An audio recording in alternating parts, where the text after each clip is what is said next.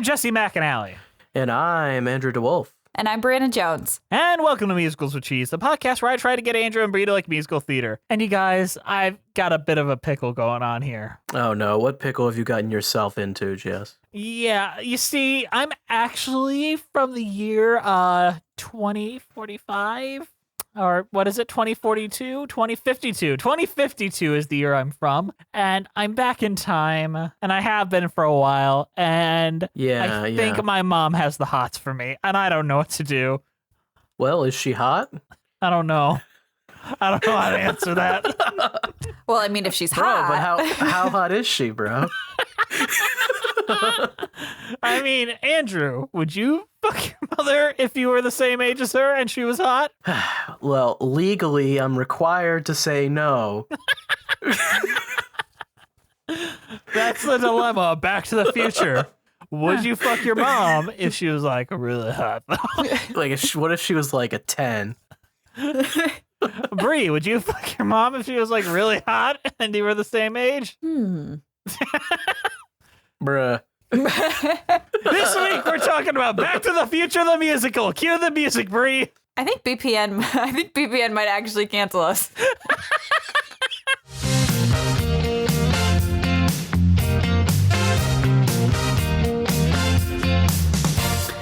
power of love is a curious thing. Make a one man weep, make another man sing.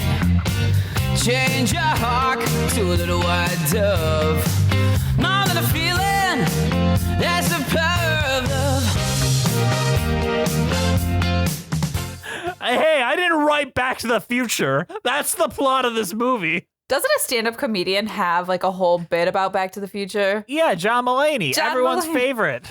Not so much anymore since he cheated on his wife. Not only cheated on his wife, cheated on her so bad he impregnated another woman. Yeah. But Back to the Future is a musical with a book by Bob Gale and music and lyrics by Alan Silvestri and Glenn Ballard. Glenn Ballard is a name for the co-writer of many, many songs, including Believe from the Polar Express and most of Jagged Little Pill, the original album. It is based on Back to the Future by Bob Gale and Robert Zemeckis. The plot is about when Marty McFly finds himself transported back to 1955 in a time machine built by the eccentric scientist Doc Brown, he accidentally changes the course of history. Now he's in a race against time to fix the present, escape the past, and send himself, ... back to the future. So this is a West End musical, in case you couldn't tell. Tell us about Back to the Future, Andrew. Back to the Future, the movie, or Back to the Future, the musical? Let's just start with the movie. Do you like the movie? I think the movie's pretty good. I don't have like any real like attachment to it. I think it's generally just a fine movie. It's had a lot of cultural influence. I mean, we have like Rick and Morty now because of it. That's a direct one-to-one to Back to the Future, that is. We also have, 3 Back to the Futures, all of which are pretty decent. Not just 3 Back to the Futures, a ride, an animated series. Yeah, we have a video game. Into that. We got a lot of stuff. They're just like multiple video games, but yeah. And now we have a musical. Yeah. And we didn't really need to. In theory, Back to the Future would be a great musical. Like, the idea alone had me intrigued in a way where I'm like, that could work. In the same way that Beetlejuice could work. I kind of thought that myself, but I feel like something went horribly wrong. And their names are Robert Zemeckis and Bob Gale, who are very involved in this project. And in fact, an entire director and creative team left the project because Robert Zemeckis and Bob Gale did not see eye to eye. And what eye to eye meant was, make my movie, but on stage with songs, change nothing. Oh, yeah, we can cut the Libyan terrorist, though. Yeah, they did cut that. I don't even fully understand why, but I guess we can talk about that. But you know what? You gotta crank up the mom incest like 15%. Well, that's everyone's favorite part. That's the one part everyone seems to latch onto nowadays. To be honest, that was always my least favorite part. I wanted to see more of like Doc Brown and 100%. like the time machine, which is why I actually have kind of always liked the second one better.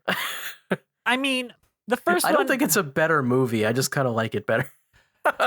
I hear stories about the premiere of the original Back to the Future, where no one knows what it is except for the title. And if you go into this movie completely blind, knowing absolutely nothing about it, for like the first 25 minutes, you have no idea what's going on in this movie. You cannot judge where the plot is going. You just got all this setup.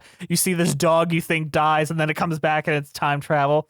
But the moment when Marty sees his dad at the diner and he's young, the audience just starts like gasping as if they all suddenly realize, oh, this is the movie I'm at. So that is like the thematic tie that really is the most important thing is, would your parents be friends with you if you were their same age? Which is an interesting conceit and a perfect time travel idea. And the answer is you're not allowed to because it would break the time continuum. Not allowed to because your mom will want to fuck you.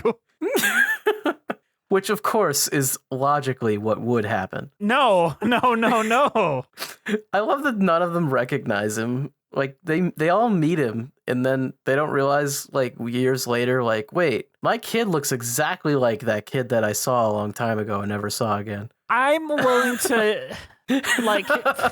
Because, they knew him for like 3 days, right? At most. 3 days leaves a bit of an impression, and I mean, he Andrew, we haven't even been alive for 30 years, let alone had 30 years pass in between seeing them in their final form and when I first met them.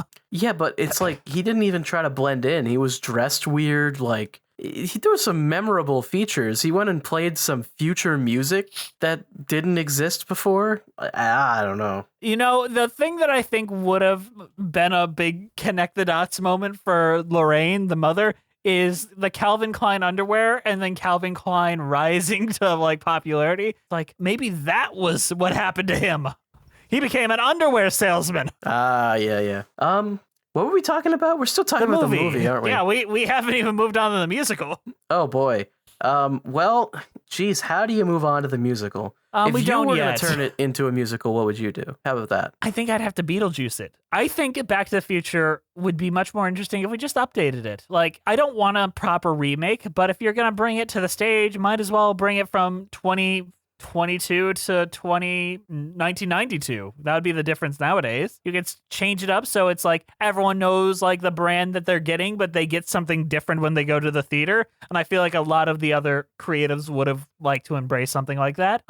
There's also so much to play off of now. Yes. Because I mean, like, and I mean, it's not like super important, but Rick and Morty exists, you know? Yes. Like, you have to kind of like acknowledge that a little bit. Like, these people like Doc Brown and Marty McFly have become cultural icons, you know?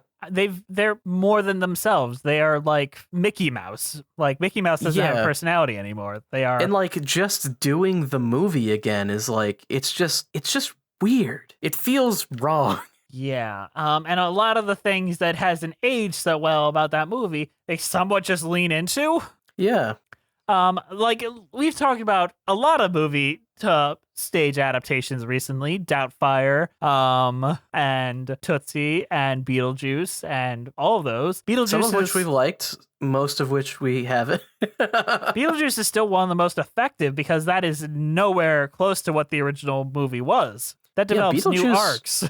They kind of just change who the main character is in Beetlejuice, just like entirely, from what I remember. Which, I feel like and the thing is, there was no reason you had to do the movie again. Everyone knows Back to the Future. What if we just did another time travel story with Doc Brown and Marty McFly in the DeLorean, and we do Back to the Future 4, baby? Let's do it. Kick it into gear. The thing is, there is no more story with Back to the Future, and I agree. I mean, you could say that, but they did a Wild West movie. I mean, come on. You can create more story. Have you watched the Back to the Future TV animated show? I have not. Nothing has made it more clear to me that Back to the Future had ran out of ideas and nowhere left to go than watching that animated show. Where it's like, oh yeah, none of this would work again. There's nowhere for these characters left to develop. Yeah, but have you watched Rick and Morty? Rick and Morty is its own bread and butter at this point.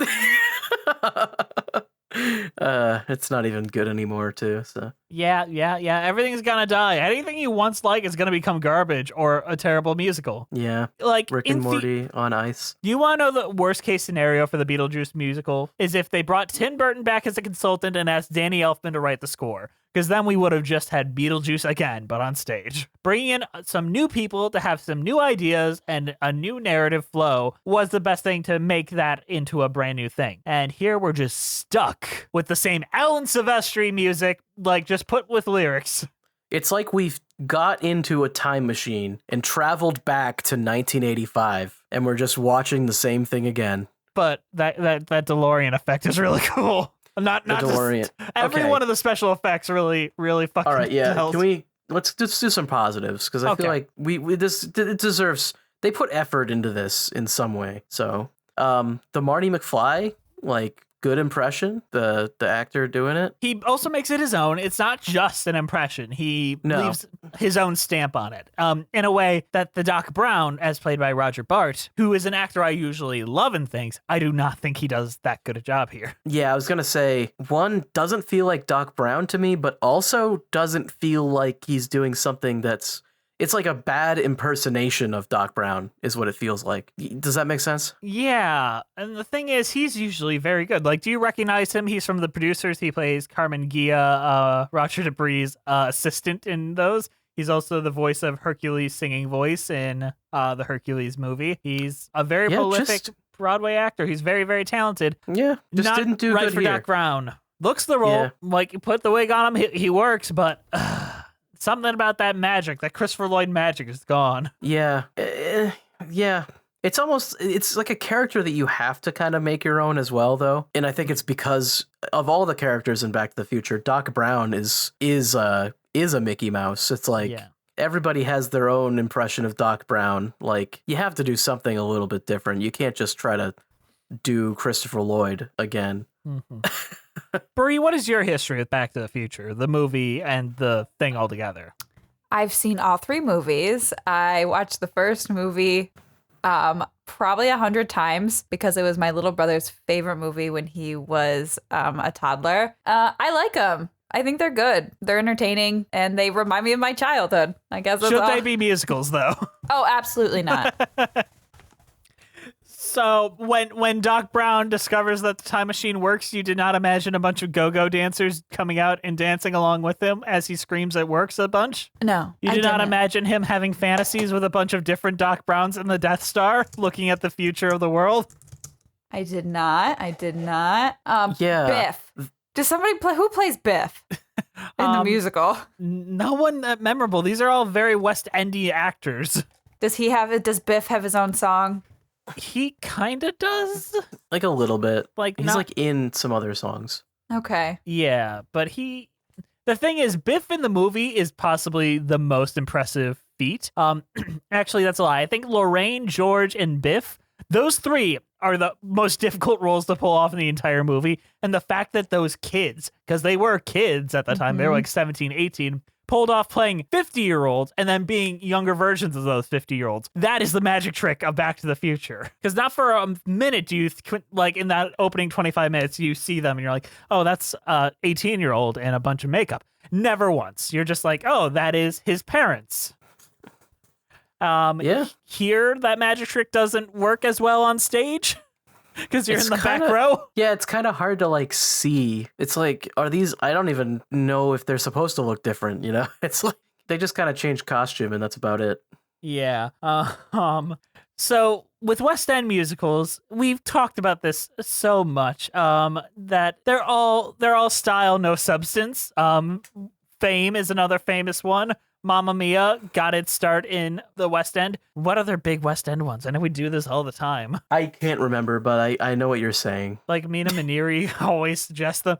Jekyll and Hyde, Frank Wildhorn shit. It's always a big hit in the West End. What was that? What was that? A Hasselhoff one? Oh yeah, DJ Saved My Life. DJ Saved My Life. Yeah, that was an interesting one.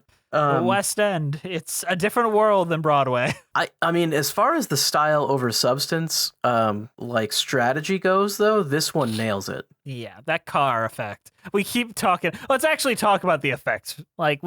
The car effect looks really good. Like, I don't know. I'd be impressed if I saw that in theater. It looks like it's moving, like, at 88 miles an hour. And, like, little things, like, it looks like it's raining. It looks like the car's moving despite it being still on a stage. Yeah, it's like, wow, how did they do that? And, like, the car looks, it looks like they got the prop from the movie, you know? Like, that's what it looks like. Yeah, and to think that that show goes on without a hitch like 8 times a week, and on Broadway we can't even put on Company like once, like a straight week through without them going 30 minutes for a break because something broke down. Just sometimes the chair falls over. But you know what I mean. Like, this looks dangerous, like proper dangerous. Yeah, I honestly am like, when you look at it, it's like, damn, how'd they even do that? It's like, how do they get it to move around? Is that a working car on stage? Like, what the heck? You know, it's like, it's impressive.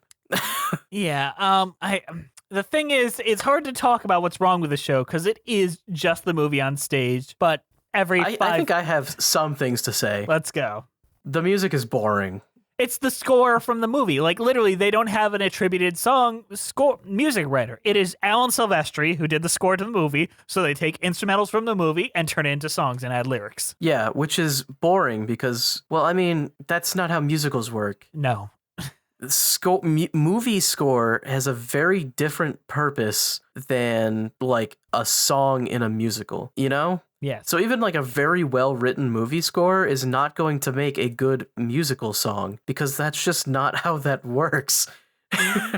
I will say the main theme, like, I've been humming like the actual lyrics. It's only a matter of time. That kind of works. That's the only one. But that's just because the main theme is really good. Like, just so it doesn't really matter what form it's in. That's just a really good melody. Yeah, like the only songs that stuck out to me, and we're not really in our song section, are the ones in the 50s that are like 1950s pastiches, because at least they have a goal and a thematic idea that they're trying to implement. Yeah. It doesn't help that, and I know that this is because in Back to the Future they do this, but it kind of gets this jukebox musical feel in a certain point. I mean, they play Johnny Be Good, they play Power of Love, they play Earth Angel, they play what's the other Huey Lewis one? Power of Love. No, the Back other in one. Time. Back in Time, yep. It's like they do all of these songs, and it's just like, am I watching an original musical, or am I listening to the Back to the Future like soundtrack that I bought on CD? The thing about Back to the Future, and it's also a good thing about this property, when Bob Gale and Robert Zemeckis signed their original contract to make the movie with Universal and Spielberg, they had a clause in there that they could only agree on any future ventures with Back to the Future if everyone signed on to it. So Universal, despite owning it, cannot make anything Back to the Future related unless the creators sign off on it, which is the reason why there hasn't been like a remake or a fourth one or a reboot remake thing where it's like, oh, Doc Brown's going to be in it for a scene, but it's basically its own story. Yeah. You know, a Ghostbusters Afterlife. Which they definitely would have done by now. Yes. If that wasn't the case. But that also means they can't ever let another creative team come and put their fingers on it for better and for worse, which is what a stage musical really needs. Well, yeah. We've been repeating ourselves, and I feel like we have nothing more to say. The problem with this is that they didn't change fucking anything. It's just the movie again. Yes. Like, I do want to say, and the movie's better. Like, that's really like, they do ramp up one thing, which is the incest stuff. They really crank that up. Okay, there's like 2 major changes, which I think we could talk maybe briefly about both of them. Talk about the plutonium one first. Yeah, the plutonium one. In the movie, Doc Brown gets the plutonium that he needs for his time machine from, do they call them terrorists? They're like Libyan terrorists is what they say. Libyan terrorists is what they call them. And then the terrorists show up and kill him because he didn't pay them.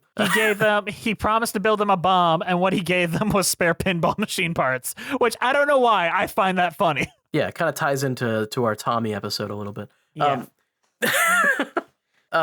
Yeah, but I feel like that's actually like a really funny gag, and for whatever reason they just decide that instead he just dies from radiation poisoning. There is some Islamophobia with Libyan terrorists coming in, I will admit. But why couldn't you have just made it Russian terrorists or something like that? Or just undefined group, like bad guys. I sold it to some bad guys, but it's the 80s, so KGB or something. Yeah, just I sold these guys. I said I'd build them something, and it doesn't have to be racially anything. Yeah, which it I is feel like- weird. It's racially something in the movie. Yeah, even in the movie, like, I get that is how you'd interpret it nowadays, and I mean, that's bad, but I don't think that that's what they were going for necessarily. Maybe it was, I don't know. But I don't understand that change fully. Like, it kind of... It removes the agency and like the really kind of like high kick into gear moment that is. Yeah, it's just like Doc Brown is just a dummy, and Oops, like- I got radiation poisoning. And Marty's like, oh, I'm going to go drive fast to the hospital. He's like, don't go 88. And then he goes 88. yeah, it's like Marty is running away from people with guns, like, in the movie. Yeah. Like, It makes sense that he would go 88. yeah, it's just like he just goes 88 because he's going to the hospital really fast. Yeah. Why didn't he put Doc Brown in the car? Another weird change, which I don't understand the practicality, but they make the car voice activated. Yeah, it's for gags, I think. And I also hate it. because they can't show the inside of the car to, like, show what it looks like. Didn't like Like it. they do in the Really, movie? really bothered me. And it's just... It wasn't funny. It wasn't Main funny. thing about it was it wasn't funny at all. If it got any laughs, maybe, but instead they just did, like, a sassy Amazon Alexa, but in the DeLorean. Imagine if the DeLorean was Amazon Alexa and sassy. I hated it. I really, really fucking hated it. Yeah, but your favorite change by far has to be that they leaned in really hard on fucking your mom. It made me uncomfortable a lot. No, that, like, okay, can you describe how they leaned in, like, more than the Okay. movie? So the iconic scene where he wakes up, he thinks it's his mom, but it's his young mom, and then she's like super like horny for him because he's taken the role of his father. And it's just kind of like in subtle looks and quick moving away, and like him just trying to get out of the room. They turn it into a number where she's trying to get him to uncover his underpants ass, and she's like bending over and shoving her head into his dick area, and I'm like, that's your mom. Who choreographed this? And like she's like stepping on the blanket so that he will let go and show like him naked and all that. It's really uncomfortable. It's really, really unpleasant. She really wants to see him, and yeah, it's pretty uncomfortable. Yeah, and the thing is, that was something I was expecting them to tone down, you know, because it's kind of fucked up. But no, I mean, it's also a little bit like sexual harassy, like, right? consent. Yeah, it's very, No very consent going on blurring there. that line of consent. We're really getting transported back to the 50s. And God damn it, Andrew. Fuck, you done made me lost my train of thought. Then of But course, you liked it, right? No, Like you, no? Okay. no, dude. That's fine. I didn't like it either. Andrew didn't like you because you didn't know what to do with the boner for the rest of the show. Damn, how am I gonna get to the end of Act 2 like this, man? But they lean into it even more during the car scene where Marty is supposed to sexually assault his own mother. Remember that plot point from the movie? A very important plot point. You really couldn't cut that. I kind of like the staging where they have like their shadows and that's what's really big. I just kept thinking the whole time that scene was happening, I kept thinking about the Always Sunny thing where they're like, yeah, the I don't know if I should say it, but Say the rape scene went really well. Very tasteful. But the kiss, like the mom-son kiss is like really held out, but it feels like they're doing it for audience laughter. But for me, I'm like, you're really holding on to this kiss with your son a long time. I didn't like it. It made me uncomfortable in not a fun way. Like the movie toes that line very well for the 80s. It may seem a little bit too much today. This feels like it's like, kids are into the incest. We're gonna... It's a British thing, okay? They have the monarchy over there. They love incest. Oh, you're right. It all makes sense. In fact, let's hear what some British critics said about Back to the Future, the musical, and see how much they love the incest. It's time for our favorite segment of the show. It's time for previews. It's time for previews. It's time for previews. Ian Sandwell, in their review for Digital Spy, wrote that we'd understand if there was some fan skepticism about making Back to the Future into a musical. However, the movie's creator, Bob Gale and Robert Zemeckis, both on board, this isn't some cash-in job and has clearly been crafted with love for the original and with plenty of treats for fans. Yeah, the treat is you get to watch the whole movie, but on stage. For some people, the fact that a musical doesn't have a stone cold banger or several earworms might be a fatal flaw. However, Back to the Future, the musical, absolutely delivers on other aspects to make it. Damn, can you backhand the compliment any further? Yeah, there's no good song. There's no good songs, but it really delivers on other aspects. The mom kisses the son so much. Okay, you guys want to hear how it makes up for it? Yeah. With 300 million LED pixels and 1.5 kilometers of pixel tape around the auditorium, this isn't a subtle show in any way. It's a large-scale entertainment, whether it's the dance numbers or the DeLorean itself, which gets an incredible, how the hell did they do that? Oh God, this is French. Coup de Theatre. Coup de Theatre in the second act. I will say, it is pretty cool to watch the DeLorean look like it's moving, but not be moving, but... I clapped because I recognized it. It's the movie. It's the scene from the movie, but in real life. So while you might not get the next Defying Gravity or One Day More, you'll be entertained by the innovative stagecraft. And So you go to the musical, you might not get any good songs, but like... It'll feel like you're at a Universal attraction. Why not just watch the fucking movie? Okay, I think you guys are vibing with this review, so I'm going to move to the next one. No, All this right, is are you sure this wasn't a paid advertisement? Oh, wait, hold on. I'll read the last line. Coupled with all the Back to the Future heart and humor you'd want, it proves to be a potent mix for a musical that takes things all the way to 88 miles per hour. Fuck yeah. That's a terrible review, I'm not going to lie. Mr. Somebody wrote Ian that in an Sandwell afternoon. wrote this for Digital Spy. I loved it. The whole It thing sounds was great. smarter if you read it with a British accent. Oh, I'm probably, sorry. so. Try that for the next one. Let's see. David Benedict in their review. I can't even do an English accent. David Benedict. Yep. David That's Benedict. the most British name I've ever heard. Benedict. God damn it. Okay, David Benedict in their review for Variety wrote that, like the recently opened Frozen playing around the corner at the Theatre Royal Drury Lane. Drury Lane, that's where the Muffin Man lives. This is what we get when we don't have guests.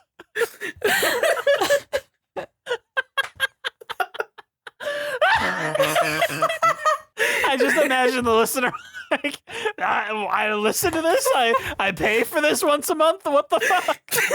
My stomach hurts from laughing. My head hurts from reading. Okay. You're We're not all going to try very the English tired. accent, though? Jess, can you read it in an English accent? I can try to read it in English Okay. accent if Bree can take the last one. Yeah, I can do that. David Benedict in their review for Variety said that, like the recently opened Frozen playing around the corner at the Theatre Drury Lane, Back to the Future is not just a movie that people have seen, it's a property watched and rewatched. That's as much a curse as a blessing. It's a tribute to the invention of the design team that the action sequences are so hair-raising that even the hardest heart capitulates. Is it a great musical? Absolutely not. Is it a great night out? Oh, yes. You'll believe a car can fly. Jesus. West End has no standards, like, at That all. was not an English accent. What It was wasn't. that? It was horrible. It's like Australian. It was. No, that was like Northern London. I like that West End just has no standards. They're just like, is it a good musical? Not even a little bit. Will I go see it and love every second? Hell yeah. My favorite thing is Les Mis was a big flop in London, so much that they thought it was like they're like, this is like a glum show, miserable night at the theater. They didn't like it because there was so many French people in it. All right, Brie, what's the last one? Arifa Akbar, in their review for The Guardian, wrote that the show seems like a mashup of theater and film. Yeah. It begins with Steven Spielberg-style action movie music, while screens are used in filmic ways, including one rolling down for the end. Classic. You know what? That's what Les Mis needed, just at the end, right at the... Scene.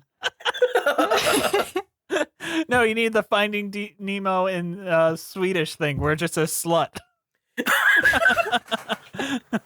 Bro. Because that's what Finn means in Swedish. Oh Nice. my god.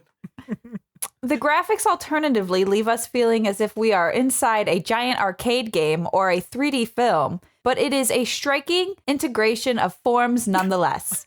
Despite its inventions and its abundant splashiness, it is an odd mismatch of originality and imitation, the DeLorean remaining its biggest star. Everyone's like, yo, it kind of sucks, but man, that DeLorean's cool. I feel like that was our review as well, so. Yeah, but they still like go see it, and we're like, maybe not. If you've ridden the Back to the Future ride, that is more of an experience than this. That doesn't exist anymore, Jess. Yeah, it's a The DVD Simpsons. special. Oh, you're right. It's the Simpsons ride now. I rode the Back to the Future ride when I was a kid, and it was fucking great. Yeah, I wrote it too. It was really good. They shouldn't have gotten rid of it. The Simpsons didn't earn that spot. Yeah, now they're owned by Disney. It's basically a Disney ride at Universal. Yeah, they're probably going to get rid of that soon. Yeah, so bring back to the Future. Hell yeah. On that note, how about we go into the real critics of the world? It's time for Letterboxd 1-star, 5-star. Brie and Andrew, are you ready? I'm ready. Yes. It's been a while since it's just been the three of us. I love you both so much, and I have not laughed this much in a long time, so I'm very grateful for you. I am grateful to be here, and let's play. All right, Brie, you're up first. Okay. Okay. And now Johnny Be Good is written by a white man. 1 star. That is correct. That is kind of a fucky thing about Back to the Future. It's a fucky thing about Robert Zemeckis. Do you know that every single achievement that Forrest Gump does in his movie was done by a black person, then they just attribute it to Forrest Gump in that movie? Wait, really? Yeah, that's like a real thing that like someone wrote an entire essay about. Jeez, that almost feels like it has to be intentional. Yeah, Robert Zemeckis might have some boomer bullshit going on. I mean, that's kind of beyond boomer. Is he trying to do something with that? I don't know. Who knows? All right, Andrew, you ready? Yeah, I guess I'm ready. Let him fuck his mom, you cowards! 5 stars. 1 star. Damn. Brie, you're in the lead. All right, you ready? Yes. My dad played with Chuck Berry, and it brings it up every time Marty plays Johnny Be Good. So that's the lens I watch this movie through. 1 star. That's a 5 star. You really think they didn't like their dad that much? Maybe. Enough to drag them on the internet. Damn. You ready, Andrew? I'm ready. I can't believe I can't blog about this on Google Plus anymore. Oh man, I miss Google Plus. Everyone's favorite online service. I loved Google Plus. And Did then you really though? It's just gone for good. I did. Yeah, that's a 5 star. That is a 5 star. You're right. Now you're tied. Yay. Bree, you ready? Yes. Christopher Lloyd was 17 in 1955. 1 star. That is a 5 star. All right, Andrew, you ready? I'm ready. Lorraine needs to keep it in her pants. That's true. 1 star. That's a 5 star. We're still tied, Damn. though. All right, Bree, you ready? Yes. My parents didn't believe this was actually filmed in 1985. Huh. 5 star? That is correct. You have got a lead on Andrew now. Andrew, you ready to tie it up again?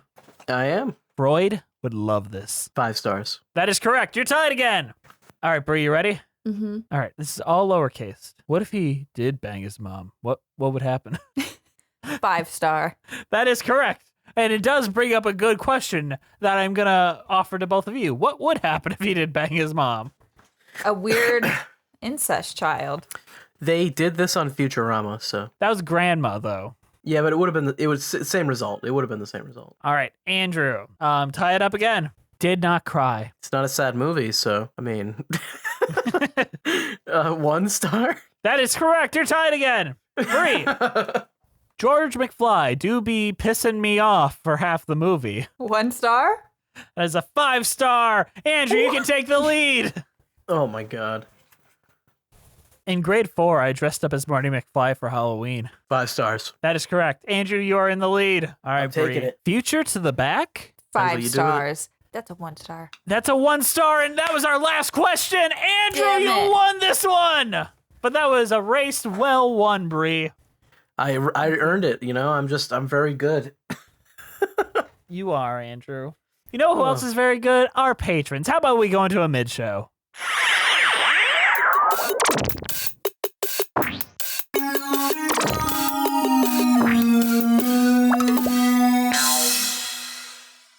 Hey guys, sorry to interrupt you in the middle of the show, but we have to shill at you! Today's show is brought to you by the extremely kind donations by our donors over at Patreon. Andrew, tell us about Patreon and who's over there.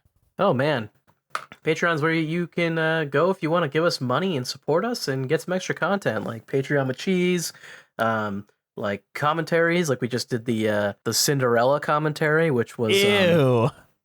yeah, it was good. It was really it was something. We need to bring Bree onto those commentaries because sometimes I feel like we just need an extra voice sometimes. Let me know. All right, our current patrons are Melissa Goldman, John Donna, Leighton Ackles, Danielle Renix, Jess the Stampede, Ewan Cassidy, Taskier, Monica Thoreau, Elise Fitzgerald, Mina Maneri, Brent Black, Nathaniel Stacey Coombe, Joseph Evans Green, Carrie Ahern, Marilou Choquette, John Vanals, Russ Walker, Musical Hell, Emily Gracie, Kyle Summers, Janae C, Scoot in the Technicolor Dreamcoat, Liz Lim, Allison Stoller, Nothing is Certain Except Beth and Taxes, Thespian, Ren Cullen, Rafael Martinez Salas, Robert Benjamin, Jessica T, Mitchell Young, Chai Teacup, Katie McDonough, Timothy Keys, Chris McCutt, Meimu, Kiji Marie Anastasio, Leela, RJ Noriga, Avon Reagan, Charlie B, Patrick Deering, Joe, Avery Brinson, Marilyn Brown, La Femme Fictionale, Bjorn Hermans, Mac the Knife, Erica S, Toriana Frazier, Sammy the Most Lopez, Leanna Morton, Angela, Kaylee Blazier, Birdman69, Danielle Smith, Cinemageddon Reviews, and Villainous Miss. They all give us a little financial support that helps us keep the lights on here at Musicals with Cheese. If you'd like to join them in supporting us and get tons of fun content on our Patreon and monthly Patreon meetups, come join us over at Patreon. All right, guys, you want to get back to the show?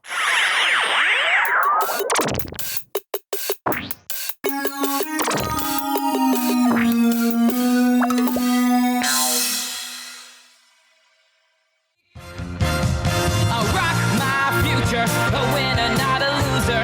Nothing anyone can say can make it any other way. I got my future, a player, not a cruiser. I'll be just what I wanna be, rocking all the way through history.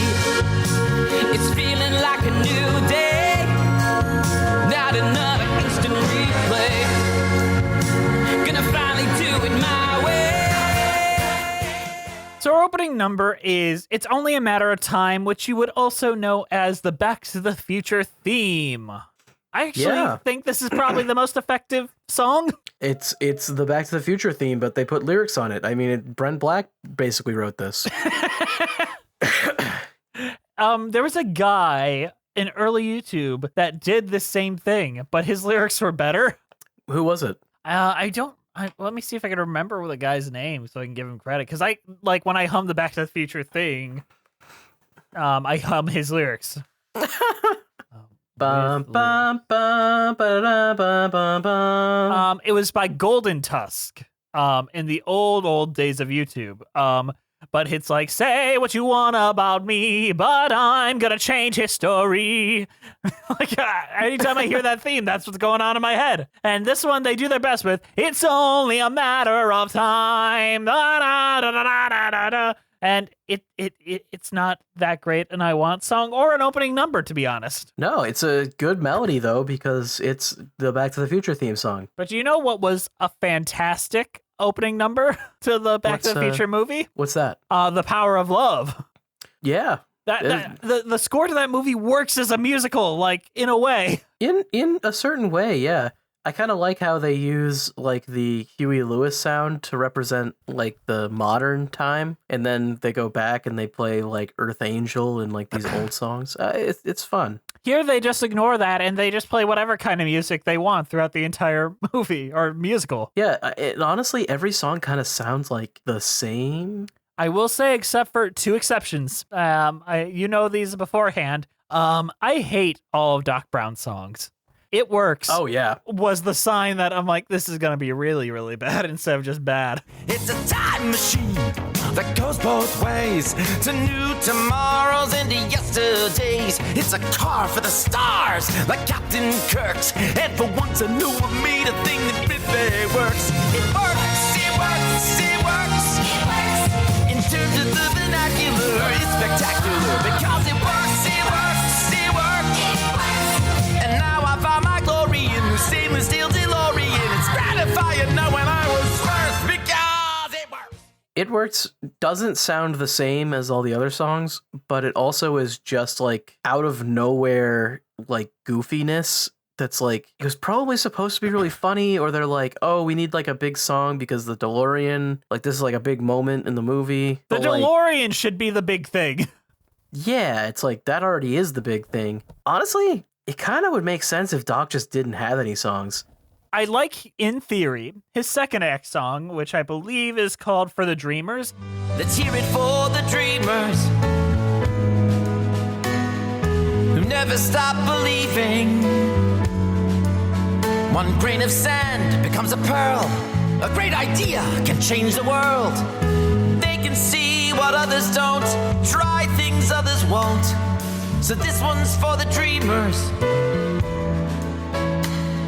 who live on inspiration, go as far as they can take it, even if they don't quite make it.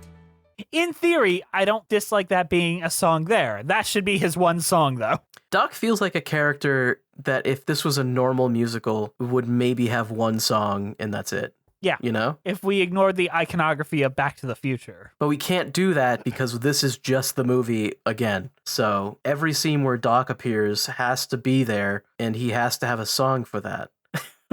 Yeah, It Works. It was the sign that this musical is not going to work in any way. Like, that was the sign that this doesn't work. I think, honestly, the big problem with the It Works song, though, is it's just not funny. Yeah, it's not visually engaging. The dancers are stupid. It's also not the type of humor that you would expect from Back to the Future. This, like, LOL, so random, like, oh my goodness, they kind of came out of nowhere, haha. Like, that's not the type of humor that I would expect from Back to the Future, I guess. Mm-hmm. But let's talk racism for a minute. My favorite topic. Goldie Wilson is kind of a throwaway joke in the movie. Like, Mayor Goldie Wilson. They give him a whole song number, and it feels racist. It feels like a song that would have been in something like Hairspray. You know? It's like the hey, isn't it like we're going to solve racism? Yeah, a little bit. It feels like white people don't know how to write black people. Yeah, I don't like it. Yeah. But not to be negative Nellies, there is one song in actually two songs in Act 1 I really, really like. I like George McFly's song, My Myopia. My myopia is my utopia, and I'm hoping ya feel it too. When you narrow your point of view, you see only what you want to. My myopia. Because it feels like a very George McFly number. It feels like a proper musical theater number. I think the actor who plays George is very, very good. He's like going beyond an impression of Crispin Glover, where everyone else is just doing, he feels like a realized character. And this song really, really sums that up. And it feels like a proper musical theater number, which, as weird as it is, none of the other ones do. Yeah, I mean, I don't really remember this song that well, and I feel like a lot of these blended together for me, but Which is fair. I agree. if you liked this one, give it the points, you know? I like that one, but I loved the Act 1 closer. Like, this is the one scene that I actively loved, and it was something about that boy. There's something about that boy. There's something about that boy. He's bringing me so much joy. I don't know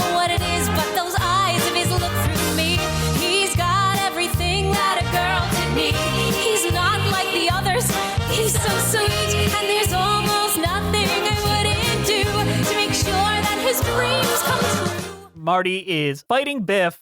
Lorraine is thirsting over Marty, and Biff is trying to figure out what's so different about Marty and why he got bested. It is such a cool idea for a song. It's like the one time where the actual song moves plot forward instead of stops it, and it's got this 50s pastiche kind of vibe to it that I think just aesthetically sounds good to the ears. Well, they probably put more effort into the Act 1 closer than most of the other songs. I agree, but it's bad that this is the only good song. Imagine it in Les Mis if One Day More was the only good song. Yeah, and it kind of gets worse because Act 2 is like... Significantly worse? There's less songs in general, and the ones that are there are like, this is where we get Earth Angel and Johnny Be Good and The Power of Love and Back in Time.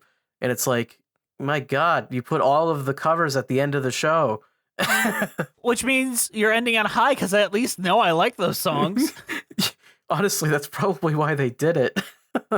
I like The Power of Love. It's a good ending number. I like It's Back in Time, which is Back in Time is kind of like the encore. Back in Time. Yeah. Which, I mean, yeah, and that's kind of, I feel like that's kind of what it is in the movie, too. Yeah. It's Huey Lewis. Do you recognize Huey Lewis when you watch the movie? I do. He's the guy that is judging the talent show. Yeah, they cut Huey Lewis out of this musical. Like, they just give it to Principal Strickland in the musical. Yeah, but they have to, he has to do the line that you recognize, the "you'll never amount to anything" line. Yeah. They had to put that in there, so he had to be the one to do that. I guess. Because every single recognizable line has to be in the show. Yeah, it is weird. They've only did it once or twice where they turned a famous line into a song. They don't tend to do that favorite, much in though. this. My personal favorite was "Hello, is anybody home?" Where Marty adopts Biff's like mocking "Hello, McFly" and turns it into like an emotional number for his parents. I don't even know what's going on in this. Yep. That was a choice. That was certainly a choice. Yeah. My favorite scene is when Lorraine sings "Pretty Baby," but it's about like how much she wants to fuck this guy that happens to be her son. So "baby" means two things. I want to vomit, Andrew. Boy. Baby boy. It literally is. Okay, play that "Pretty Baby" song and tell me that it doesn't sound like that song from The Nightman Cometh. Pretty baby, got a little secret. Oh, pretty baby, I hope that you can keep it. Good girls never do it. They won't do it till they do. You know that I'd be oh so good for you. What is this strange feeling? I feel so strange inside. It's so strange but appealing. I feel good. Ooh. Tiny boy, little boy, Ooh. baby boy, I need you. Tiny boy, Ooh. little boy, Oh. I want to touch you, boy. If you only knew what I'd do I to need you boy. if I was that boy that's inside of you.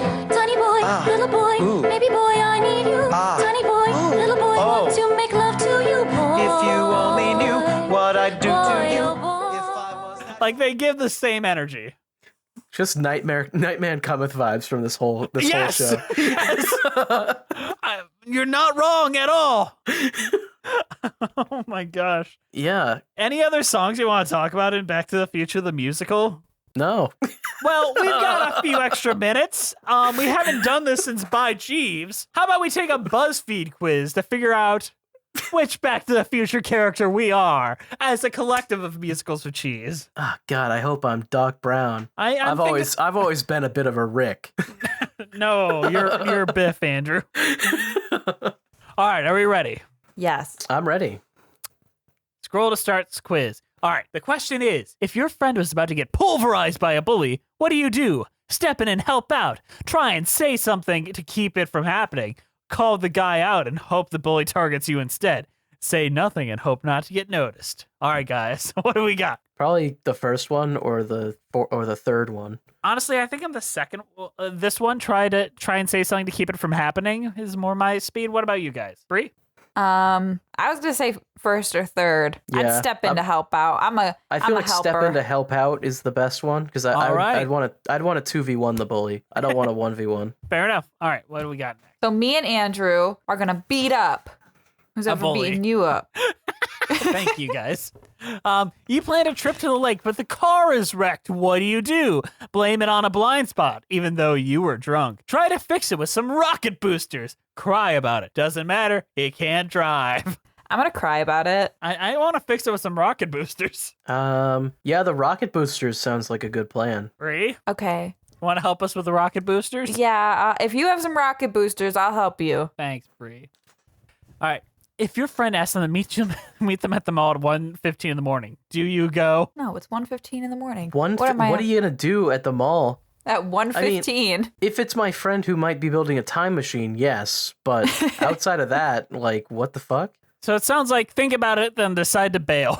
As long part as of you me get to is walk like- there of one of the options? Because our car is wrecked. Honestly, part of me is like, yeah, I would go. But also, like, it depends on if there's actually a plan here. If they're just like, yo, come to the mall. I'm bringing backup. All right, I like that. That's fair. We'll go, but with some backup. I'm going, but you guys are coming with me, kind of deal. Yeah, I agree. Your friend built a time machine. Want to go for a trip? No, that's freaky. Definitely. No gambling, though. Well, ... maybe ... Science fiction role play. Awesome. That's kinky. It's gonna be a big well maybe for me. Like, does my friend die from plutonium overdose or Terrorist. yeah? Yeah. Well, maybe. For Alrighty. me, too. I got to think about it. You were transported to 1955 with no plutonium to get back. What now? Panic? Oh no, who will provide you with food? Buy some vintage comets. Time to find a friend from the past. Yeah, probably I'm going to find a friend. find a friend or panic. Like, I feel like those would be the only good options. I'll find a friend from the past to play the shitty games that suck ass. Let's go. Nice. You found a new source of power, but it's a long shot. How do you react? You get aggressive. You keep it cool. You work out a sophisticated plan of action. You guess it's not so bad in 1955. Probably the third one. Yeah. Or the second one to keep your cool. Or I think we work out keep our cool. sophisticated. I think we Okay. keep our cool. Before you get back to your current time, you have to play a song for the big dance. What do you play? Death Magnetic by Metallica. Safety Dance by Men Without Hats. She Blinded Me with Science by Thomas Dolby. And Johnny Be Good by Chuck Berry. I want to Okay. perform Death Magnetic. Yeah, Death Me Magnetic too. by Metallica.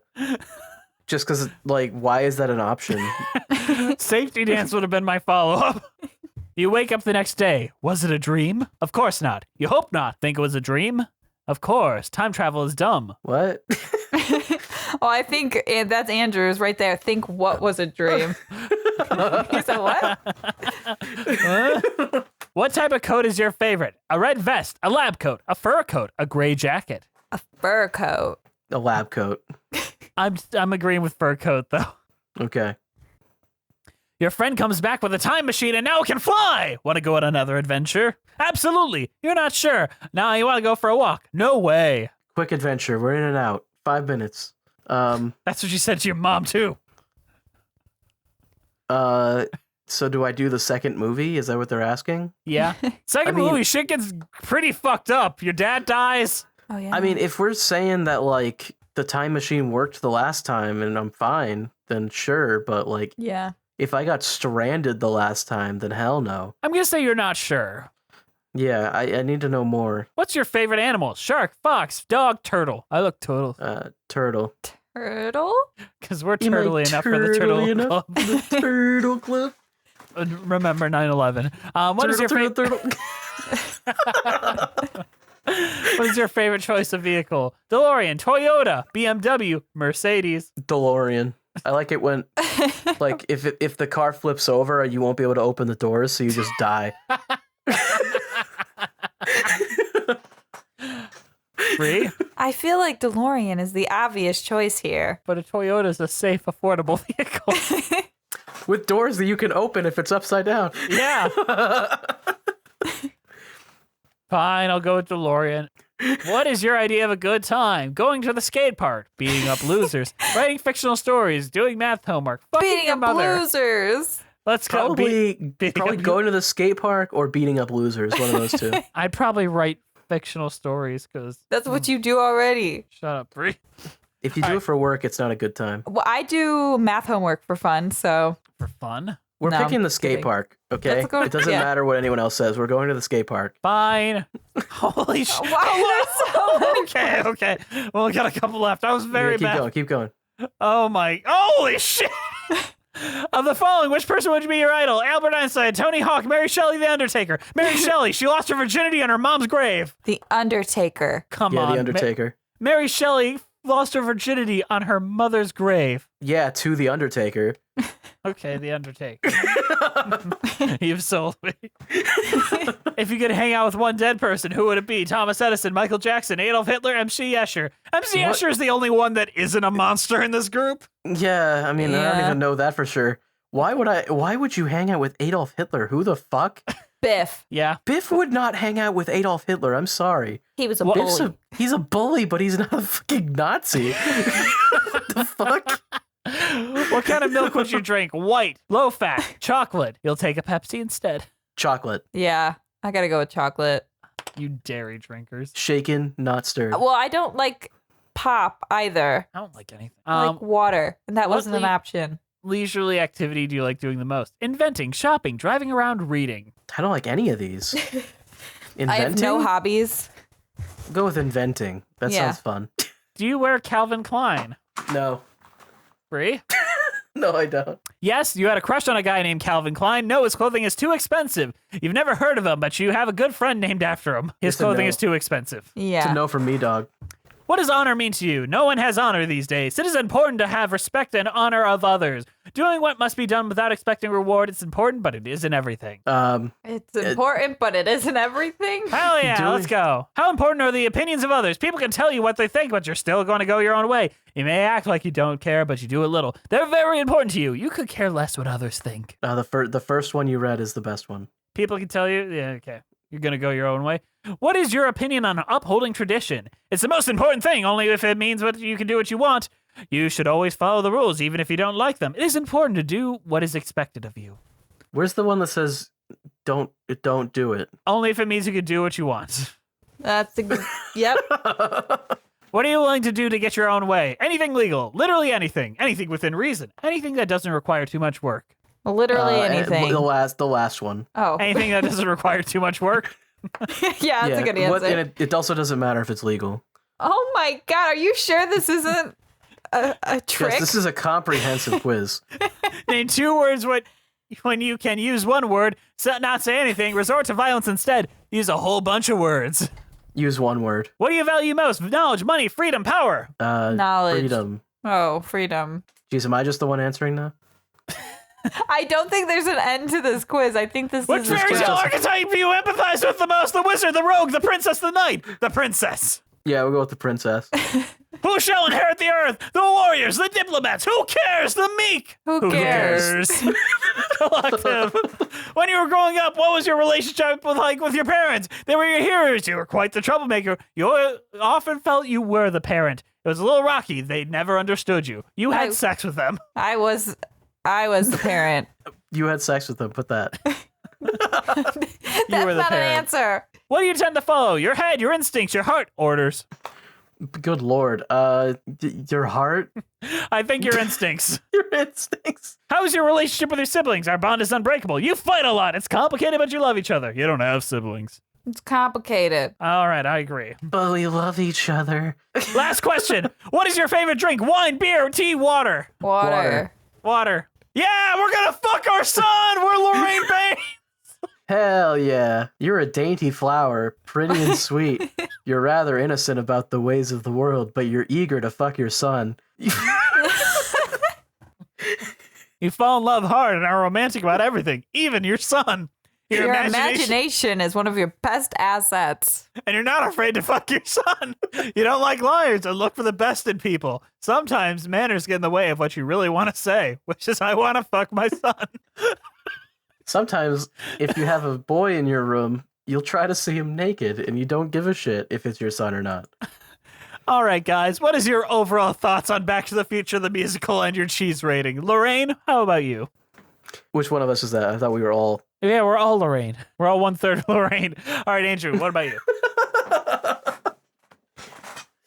I didn't like it. Just watch the movie. Like, hey, I don't know. Just watch the movie.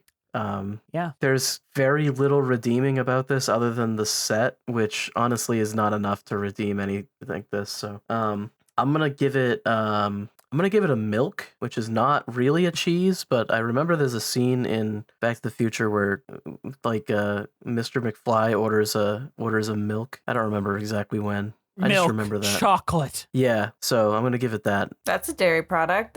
That's good. I consider it. It doesn't really deserve a cheese, so. What about you, Bree? What is your thoughts on our discussion and your cheese rating? Discussion, fun. 10 out of 10. Will I watch it? No. So my cheese rating is going to be cheese nips because they were introduced in 1955. Hey! But in November of 2019, there was a recall on cheese nips due to plastic contamination. And then a little later in 2020, they were discontinued. And I think this should probably be discontinued. That's fair. I did not like Back to the Future the musical. I wish I did. God bless everyone involved, especially the special effects team. Y'all kicked ass. The only cheese rating I can give it is the cheese fries from Doc Brown's Chicken in Universal Studios, which was Doc Brown's Chicken Emporium. Because, you know, Doc Brown loved chicken so much in the movies, right? That was what he was known for. Yeah. Do you remember this, Andrew? Thing? It was the flux capacitor because he loved chicken so much. Yeah, it was the flux capacity. Well, Marty should have had the chicken shop because he didn't like being called chicken, but this was the real thing that existed. Like, Yeah, I don't know what to it's, do with that information. Isn't it a Quickie Mart now? Yeah. They turned it into something even more racist somehow. Great job, guys. Yeah, but you know what else did a great job? Our wonderful patrons. Thank you guys for listening. Please follow us on iTunes, Spotify, Stitcher at Musicals with Cheese. We're on Patreon at Musicals with Cheese. We're on Instagram, Musicals with Cheese. YouTube page, Musicals with Cheese. We have a Patreon-only podcast called Patreon with Cheese. We're currently covering Rapunzel. Our email is musicaltheaterlives@gmail.com. Go check us out there. Our title card was created by the amazing Jolene Casco. Go send them some love on Instagram at Jolene Casco. Our keeper of the cheese is Juliet Antonio. This show is produced by the incredible, the wonderful, I love her so much, Brianna Jones. Our theme songs were created by Robin Nash of IOU Music UK. Thank you to the Broadway Podcast Network for keeping us on the platform and for not kicking us off for talking about fucking our sons so much, which we really did this episode. This is the Incest is Wincest episode, apparently. All right, we'll see you next time on Musicals with Cheese.